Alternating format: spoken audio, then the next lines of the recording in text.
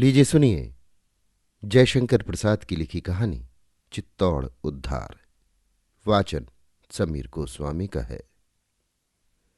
दीपमालाएं आपस में कुछ हिल हिल कर इंगित कर रही हैं, किंतु मौन है। सज्जित मंदिर में लगे हुए चित्र एकटक एक दूसरे को देख रहे हैं, शब्द नहीं है। शीतल समीर आता है, किंतु धीरे से वातायन पथ के पार हो जाता है। दो सजीव चित्रों को देखकर वो कुछ नहीं कह सकता है। पर्यंक पर भाग्यशाली मस्तक उन्नत किए हुए चुपचाप बैठा हुआ युवक स्वर्ण पुतली की ओर देख रहा है, जो कोने में निर्वात दीपशिखा की तरह प्रकोष्ठ को आलोकित किए हुए है। नीरवता का सुंदर दृश्य, भाव विभोर होने का प्रत्यक्ष प्रमाण स्पष्ट उस ग्रह में आलोकित हो रहा है। अकस्मात गंभीर कंठ से युवक उद्योग में भर बोल उठा, सुंदरी, आज से तुम मेरी धर्म पत्नी हो, फिर मुझसे संकोच क्यों? युवती कोकिल स्वर से बोली, महाराज कुमार, ये आपकी दया है जो दासी को अपनाना चाहते हैं, किंतु वास्तव में दासी आपके योग्य नहीं है। युवक, मेरी धर्म परिणीता बधू मालदेव की कन्या अवश्य मेरे योग्य है। ये चाटुक्ति मुझे पसंद नहीं। तुम्हारे पिता ने, यद्यपि वो मेरे चिरशत्रु है, तुम्हारे ब्याह के लिए नारियल भेजा और मैंने राजपूत धर्मानुसार उसे स्वीकार किया। फिर भी तुम्हारी ऐसी सुंदरी को पाकर हम प्रवंचित नहीं हुए और इसी अवसर पर अपने पूर्व पुरुषों की जन्मभूमि का भी दर्शन मिला। उदार हृदय राजकुमार, मुझे क्षमा कीजिए। देवता से छलना मनुष्य नहीं कर सकता। मैं इस सम्मान के योग्य नहीं हूं कि पर्यंक पर बैठूं, किंतु चरण प्रांत में बैठकर एक बार नारी जीवन का स्वर्ग भोग कर लेने में आपके ऐसे देवता बाधा न देंगे। इतना कहकर युवती ने पर्यंक से लटकते हुए राजकुमार के चरणों को पकड़ लिया। वीर कुमार हम्मीर अवाक होकर देखने लगे। फिर उन्होंने उसका हाथ पकड़कर पास में बिठा लिया। राजकुमारी शीघ्रता से उतरकर पलंग के नीचे बैठ गई। दाम्पत्य सुख से अपरिचित कुमार की भवें कुछ चढ़ गईं, किंतु उसी क्षण यौवना के नवीन उल्लास ने उन्हें उतार दिया। हम्मीर ने कहा, फिर क्यों तुम इतना उत्कंठित कर रही हो सुंदरी? कहो क्या बात है? राजकुमारी, मैं विधवा हूं। 7 वर्ष की अवस्था में सुना है कि मेरा ब्याह हुआ और 8वें वर्ष विधवा हुई। ये भी सुना है कि विधवा का शरीर अपवित्र होता है। तब जगत पवित्र शिशोदिया कुल के कुमार को छूने का कैसे साहस कर सकती हूं? हम्मीर, हैं? तुम क्या विधवा हो? फिर तुम्हारा ब्याह पिता ने क्यों किया? राजकुमारी, केवल देवता को अपमानित करने के लिए। हम्मीर की तलवार में स्वयं एक झंकार उत्पन्न हुई। फिर भी उन्होंने शांत होकर कहा, अपमान इससे नहीं होता, किंतु परिणीता वधू को छोड़ देने में अवश्य अपमान है। राजकुमारी, प्रभु, पतिता को लेकर आप क्यों कलंकित होते हैं? हम्मीर ने मुस्कुराकर कहा, ऐसे निर्दोष और सच्चे रत्न को लेकर कौन कलंकित हो सकता है? राजकुमारी संकुचित हो गई। हम्मीर ने हाथ पकड़कर उठाकर पलंग पर बैठाया और कहा, आओ, तुम्हें मुझसे समाज संसार कोई भी नहीं अलग कर सकता। राजकुमारी ने वाष्परुद्ध कंठ से कहा, इस अनाथनी को सनाथ करके आपने चिर ऋणी बनाया। और विवहल होकर हम्मीर के अंक में सिर रख दिया। केलवाड़ा प्रदेश के छोटे से दुर्ग में एक प्रकोष्ठ में राजकुमार हम्मीर बैठे हुए चिंता में निमग्न हैं। सोच रहे थे, जिस दिन मुंज का सिर मैंने काटा, उसी दिन एक भारी बोझ मेरे सिर दिया गया। वो पितृव्य का दिया हुआ महाराणा वंश का राज तिलक है। उसका पूरा निर्वाह जीवन भर करना कर्तव्य है। चित्तौड़ का उद्धार करना ही मेरा प्रधान लक्ष्य है।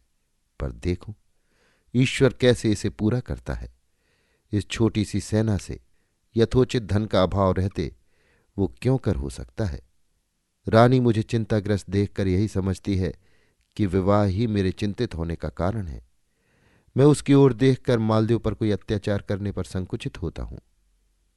ईश्वर की कृपा से एक पुत्र भी हुआ, किंतु मुझे नित्य चिंतित देखकर रानी पिता के यहां चली गई है। यद्यपि देवता पूजन करने के लिए ही वहां उनका जाना हुआ है, किंतु मेरी उदासीनता भी कारण है। भगवान एकलिंगेश्वर कैसे इस दुसाध्य कार्य को पूर्ण करते हैं, ये वही जाने। इसी तरह की अनेक विचार तरंगे मानस में उठ रही थी। संध्या की शोभा सामने की गिरी श्रेणी पर अपनी लीला दिखा रही है, किंतु चिंतित हम्मीर को उसका आनंद नहीं। देखते देखते अंधकार ने गिरी प्रदेश को ढक लिया। हम्मीर उठे। वैसे ही द्वारपाल ने आकर कहा, महाराज विजयी हो। चित्तौर से एक सैनिक महारानी का भेजा हुआ आया है। थोड़ी देर में सैनिक लाया गया और अभिवादन करने के बाद उसने एक पत्र हम्मीर के हाथ में दिया। हम्मीर ने उसे लेकर सैनिक को विदा किया और पत्र पढ़ने लगे। प्राणनाथ, जीवन सर्वस्व के चरणों में कोटिशाह प्रणाम। देव, आपकी कृपा ही मेरे लिए कुशल है। मुझे यहां आए इतने दिन हुए, किंतु एक बार भी आपने पूछा नहीं। इतनी उदासीनता क्यों? क्या साहस में भरकर जो मुझे आपने स्वीकार किया उसका प्रतिकार कर रहे? देवता, ऐसा न चाहिए। मेरा अपराध ही क्या? मैं आपका चिंतित मुख नहीं देख सकती, इसलिए कुछ दिनों के लिए यहां चली आई हूं, किंतु बिना उस मुख के देखे भी शांति नहीं। अब कहिए क्या करूं? देव, जिस भूमि की दर्शनाभिलाषा ने ही आपको मुझसे ब्याह करने के लिए बाध्य किया, उसी भूमि में आने से मेरा हृदय अब कहता है कि आप ब्याह करके नहीं, पश्चाताप कर रहे हैं। किंतु आपकी उदासीनता केवल चित्तौर उद्धार के लिए है। मैं इसमें बाधा स्वरूप आपको दिखाई पड़ती हूं। मेरे ही स्नेह से आप पिता के ऊपर चढ़ाई नहीं कर सकते और पितरों के ऋण से उद्धार नहीं पा रहे हैं। इस जन्म में तो आपसे उद्धार नहीं हो सकती और होने की इच्छा भी नहीं, कभी किसी भी जन्म में। चित्तौर अधिष्ठात्री देवी ने मुझे स्वप्न में जो आज्ञा दी है, मैं उसी कार्य के लिए रुकी हूं। पिता इस समय चित्तौर में नहीं है।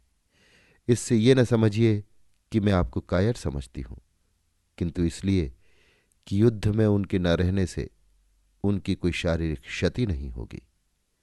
मेरे कारण जिसे आप बचाते हैं वो बात बच जाएगी। सरदारों से रक्षित चित्तौर दुर्ग के वीर सैनिकों के साथ सम्मुख युद्ध में इस समय विजय प्राप्त कर सकते हैं। मुझे निश्चय है भवानी आपकी रक्षा करेंगी और मुझे चित्तौर से अपने साथ लिवा ना जाकर यहीं सिंहासन पर बैठिए। दासी चरण सेवा करके कृतार्थ होगी। चित्तौर दुर्ग के सिंहद्वार पर एक सहस्त्र राजपूत सवार और उतने ही भील धनुर्धर पदातिक उन्मुक्त शस्त्र लिए हुए महाराणा हम्मीर की जय का भीमनाद कर रहे हैं। दुर्ग रक्षक सचेष्ट होकर बुर्जियों पर से अग्निवर्षा करा रहा है, किंतु इन दृढ़ प्रतिज्ञ वीरों को हटाने में असमर्थ है। दुर्ग द्वार बंद है। आक्रमणकारियों के पास दुर्ग द्वार तोड़ने का कोई साधन नहीं है, तो भी वे अदम्य उत्साह से आक्रमण कर रहे हैं। वीर हम्मीर कतिपय उत्साही वीरों के साथ अग्रसर होकर प्राचीर पर चढ़ने का उद्योग करने लगे, किंतु व्यर्थ, कोई फल नहीं हुआ। भीलों की बाण वर्षा से हम्मीर का शत्रु पक्ष निर्बल होता था, पर वे सुरक्षित थे। चारों ओर भीषण हत्याकांड हो रहा है। अकस्मात दुर्ग का सिंह द्वार सशब्द खुला। हम्मीर की सेना ने समझा कि शत्रु मैदान में युद्ध करने के लिए आ गए। बड़े उल्लास से आक्रमण किया, किंतु देखते हैं तो सामने 100 शतराणियां हाथ में तलवार लिए हुए दुर्ग के भीतर खड़ी हैं। हम्मीर पहले तो संकुचित हुए, फिर जब देखा कि स्वयं राजकुमार ही उन शतराणियों की नेत्री है और उनके हाथ में भी तलवार है, तो वो आगे बढ़े। राजकुमारी ने प्रणाम करके तलवार महाराणा के हाथों में दे दी। राजपूतों ने भीमनाथ के साथ एक लिंग की जय घोषित किया। वीर हम्मीर अग्रसर नहीं हो रहे हैं।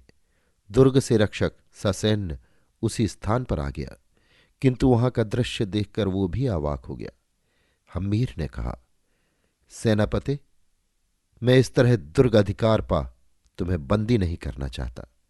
तुम ससैन्य स्वतंत्र हो, यदि इच्छा हो तो युद्ध करो। चित्तौर दुर्ग राणा वंश का है, यदि हमारा होगा तो एक लिंग भगवान की कृपा से उसे हम हस्तगत करेंगे ही। दुर्ग रक्षक ने कुछ सोचकर कहा, भगवान की इच्छा है कि आपको पैतृक दुर्ग मिले, उसे कौन रोक सकता है। संभव है कि इसमें राजपूतों की भलाई हो, इससे बंधुओं का रक्तपात हम नहीं कराना चाहते। आपको चित्तौड़ का सिंहासन सुखद हो, देश की श्री वृद्धि हो, हिंदुओं का सूर्य मेवाड़ गगन में एक बार फिर उदित हो, भील राजपूत शत्रुओं ने मिलकर महाराणा का जयनाद किया, दुदुम्भी बज उठी, मंगल गान के साथ सपत्निक हम्मीर पैतृक सिंहासन पर आसीन हुए। अभिवादन ग्रहण कर लेने पर महाराणा ने महिषी से कहा, क्या अब भी तुम कहोगी कि तुम हमारे योग्य नहीं हो? अभी आप सुन रहे थे जयशंकर प्रसाद की लिखी कहानी चित्तौड़ उद्धार। वाचन समीर गोस्वामी का था।